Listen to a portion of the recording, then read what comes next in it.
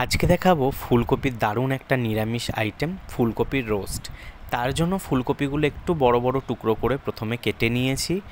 তারপর এদিকে কড়াইয়ে বসিয়ে দিয়েছি গরম জল, তাতে একটু নুন দিয়ে ফুলকপিগুলো আমি 5 মিনিট মতো একটু ভাপিয়ে নেব। 5 মিনিট ভাপানো হলে ফুলকপির একটা যে ভেতরে গন্ধ থাকে সেই জিনিসটা চলে যাবে। আর এদিকে আমি একটা মশলা করে নেব, তার জন্য পোস্ত, কাজু বাদাম আর চারমগজ নিয়ে নিয়েছি প্রায় সমান পরিমাণে, আর একটু কাঁচা লঙ্কা। এটাকে আমি একটু জলে ভিজিয়ে রাখবো, তাহলে পেস্টটা বেশ স্মুথ হবে। আর 5 মিনিট মতো আমার ফুলকপিটাকে একটু ভাপানো হয়ে গেছে, তাই আমি এটা জল ঝরিয়ে রেখে দেবো। এরপরে কড়াইয়ে নিয়ে নেব পরিমাণ মতো সাদা তেল, একটু বেশি তেলটা নেব যেহেতু ফুলকপি ভাজতে একটু তেল বেশি লাগে। তারপর ফুলকপিটা আমি ভালো করে ভেজে নেব। যেহেতু আমি ফুলকপিটা একটু ভাপানোর সময় অল্প নুন দিয়েছিলাম, সেই কারণে আমি এখন আর কোনো নুন দেব না।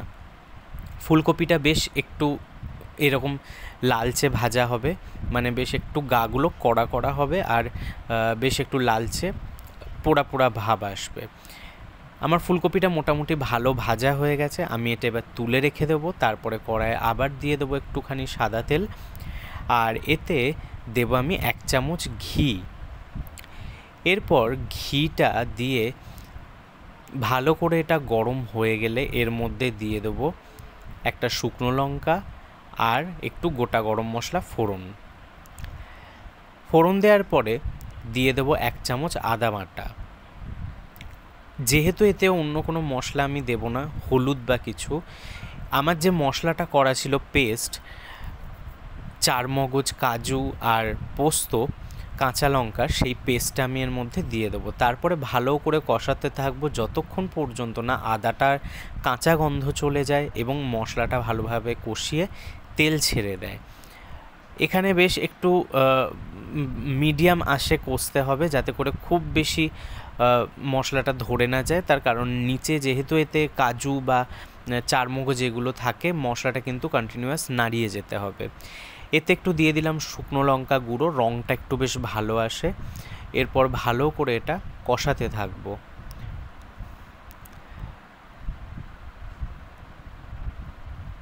কষিয়ে নেওয়ার পরে যখন এরকম একটু তেল ছেড়ে যাবে, আমি একটু পরিমাণ মতো নুন দিয়ে দেবো। আমার বেশ তেল ছেড়ে গেছে, মশলাটা ভাজা ভাজা ভালোই হয়ে গেছে।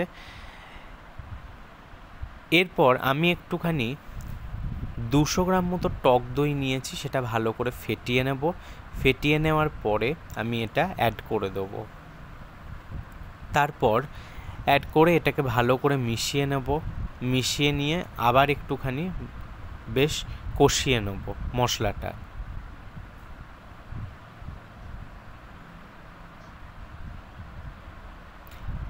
মশলাটা কষিয়ে যখন মোটামুটি একটুখানি ফুটে উঠবে, তখন আমি ফুলকপিগুলো দিয়ে, ভাজা ফুলকপিগুলো দিয়ে ভালো করে এটাকে নাড়িয়ে নেব। আর ফুলকপি রাখা যে থালাটা একটুখানি তেল ছিল, ওটাকে আমি একটুখানি ধুয়ে জলটাও এতে অ্যাড করে দেবো। এরপর এটা ভালো করে ফুটতে দেবো। দিয়ে দেবো একটু অল্প পরিমাণে গরম মশলার গুঁড়ো। এটা নামাবার সময়ও আপনারা দিতে পারেন, আমি এখানে ফোটার সময় দিয়ে দিয়েছি। এরপর এটা মোটামুটি আমার সবই দেওয়া হয়ে গেছে প্রায়। ভালো করে এবার এটাকে ফুটতে দেব। ফুটে বেশ গামাখা গামাখা হলে বা একটু বেশ মাখো মাখো হলে, যখন ফুটে উঠবে প্রায় নামানোর একটু আগে, আমি চিনিটা দেব। তারপরে এটাকে ভালো করে একটু ফোটাতে থাকবো। এটা কিন্তু বেশ একদম মাখো মাখো হবে, এটা কিন্তু খুব বেশি ঝোল ঝোল থাকবে না। ফুলকপির রোস্ট খেতে খুব ভালো হয়, একটা নিরামিষ পদ। এটা পোলাওয়ের সাথেও খুব ভালো লাগে, রুটি, পরোটা, লুচি এগুলোর সাথেও খুব ভালো যায়। আমার প্রায় হয়ে এসছে মাখো মাখো, কারণ এটা পরে বেশ আরও ঘন হয়ে যাবে। ফুলকপির রোস্ট অবশ্যই আপনারাও একবার এভাবে বানিয়ে দেখবেন, খেতে খুব ভালো হয়। আর আমার পেজটা যদি ভালো লেগে থাকে, তাহলে অবশ্যই ফলো করে পাশে থাকবেন। ধন্যবাদ।